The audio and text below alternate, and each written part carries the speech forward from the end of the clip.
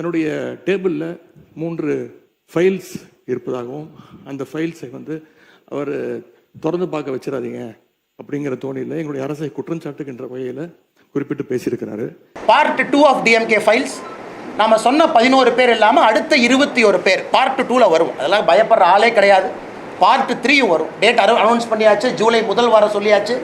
Part 2 DMK files கொண்டு வர இந்த முறை புதிய அமைச்சர்கள் அவர்கள் செய்திருக்கக்கூடிய விஷயங்கள் அனைத்தும் கொண்டு வர்றோம்.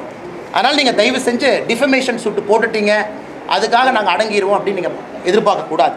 முதலமைச்சர் அவர்களுக்கு ஒரு ஸ்பெஷல் ப்ரொவிஷன் இருக்குண்ணா, அது அமைச்சர்களுக்கு முதலமைச்சருக்கு அந்த ஸ்பெஷல் ப்ரொவிஷனை பயன்படுத்தி சென்னை மெட்ரோவை பொறுத்த வரைக்கும் அவர் கேஸ் போட்டிருக்காங்க. பப்ளிக் ப்ராசிக்யூட்டர் முதலமைச்சர் சார்பாக நோட்டீஸ் கொடுத்துருக்காங்க. இது கரெக்டு தான், ப்ரொசீஜர் ஆஃப் லால தவறு.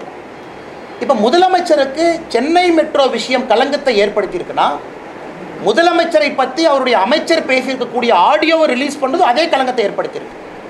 அப்படி இருக்கும் பொழுது முதலமைச்சர் இதை நான் கோர்ட்டுக்கு இழுப்பேன், இதை நான் கோர்ட்டுக்கு இழுக்க மாட்டேன்னு சொல்வதை ஏற்றுக்கொள்ள முடியாது. அதனால் தராசு தட்டில் நியாயத்தை சரியாக வச்சிங்கன்னா இதையும் நீங்கள் கோர்ட்டுக்கு இழுங்க. இதுக்கும் ஒரு டிஃபமேஷன் சூட் போடுங்க. இதில் அந்த ஆடியோ பொய் என்று சொன்னால் மட்டும்தான் உங்களுடைய டிஃபமேஷன் சூட் மேலே அப்ளிகபிள் ஆகும். நான் ஆடியோ உண்மை என்பதை ஊர்ஜிதம் செய்கிறேன், அது என்னுடைய பொறுப்பு.